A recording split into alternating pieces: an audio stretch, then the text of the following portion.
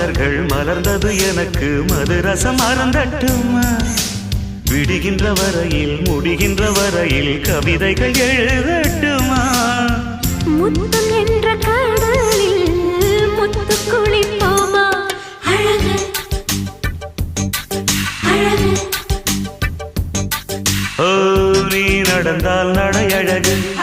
நெருங்கி வரும் இடையழகு வேலெறியும் விழியழகு